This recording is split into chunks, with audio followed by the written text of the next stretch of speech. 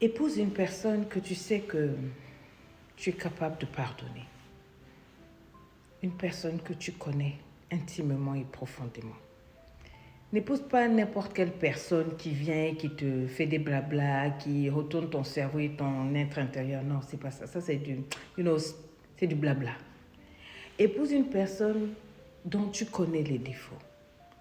Quand toi-même tu connais les défauts là, c'est pas que ce sont des défauts qui sont des péchés, mais ces défauts-là font partie intégrante et inhérente de la personne. Tu sais que la personne que tu aimes là, voilà son côté là. Ça là, ça va pas changer. Ça là, c'est elle qui est comme ça. Ça là, mon gars là, il est comme ça. Ça, c'est comme ça qu'il est. Je ne peux rien faire. Ce n'est pas un péché, c'est sa façon d'être, c'est son défaut là. Je l'aime comme ça. Je le connais comme ça. Parce que si tu épouses une personne dont tu n'acceptes pas les défauts, les différences, les contraires avec toi, et que tu te dis que non, quand je vais épouser la personne, je vais travailler, je vais changer la personne là, tu vas tuer la personne. Tu vas la tuer dans son caractère, dans sa personnalité, et tu vas tendre la relation. C'est comme dire que tu vas prendre un zèbre et tu vas le tuer pour pouvoir enlever ses traits. Tu vois? C'est ça que tu fais.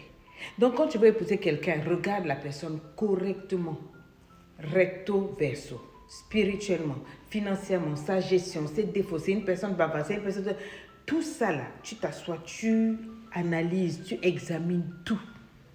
Une fois que tu as fait cet examen approfondi, là seulement tu peux dire, je vais aimer. Là seulement tu vas dire, je vais épouser, parce que c'est ça qu'on appelle épouser quelqu'un. C'est-à-dire épouser une personne en ayant connaissance de son mauvais côté. Et puis on épouse ça. On n'épouse pas ça pour dire, quand je vais l'épouser là, je vais changer ça chez ma femme, je vais changer ça chez mon homme. Tu vas tuer ta relation. Tu vas tuer l'amour que la personne a pour toi. Parce que la personne veut que tu l'acceptes telle qu'elle est. Tout comme toi, tu as tes défauts. Cette personne-là a ses défauts. Est-ce que tu comprends? Donc, il faut que tu aimes une personne que tu es capable de pardonner pour ce défaut-là aujourd'hui, demain, hier, avant-demain. C'est ça qu'on appelle épouser.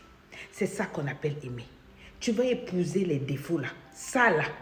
Tu sais que ça y est là. Tu sais que ça ne va pas bouger. Même si tu es le Saint-Esprit, tu sais que c'est comme ça. C'est cette personne que tu as dit, je vais épouser. Jusqu'à la fin, ce défaut sera là. Mais ça ne sera pas un problème parce que c'est ça même que tu as épousé. C'est le meilleur moyen d'épouser une personne. C'est le meilleur moyen de rester avec une personne, de te stabiliser dans la relation. La plupart des gens que je vois passer au divorce, la plupart des milliers de couples que j'ai reçus en coaching, ce sont des personnes qui étaient en train de foncer vers le divorce, vers la séparation. Quand je leur ai partagé ce secret, bien sûr, de manière plus approfondie,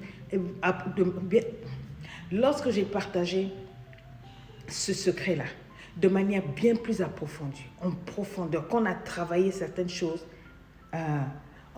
les couples sont passés à un autre niveau de maturité, de compréhension, de respect, de générosité l'un envers l'autre.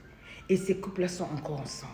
Parce qu'ils ont compris que quand on épouse quelqu'un, c'est qu'on a décidé chaque jour d'épouser le défaut là. Jusqu'à la fin, ça ne sera pas un problème à un moment. Réécoutez cette vidéo.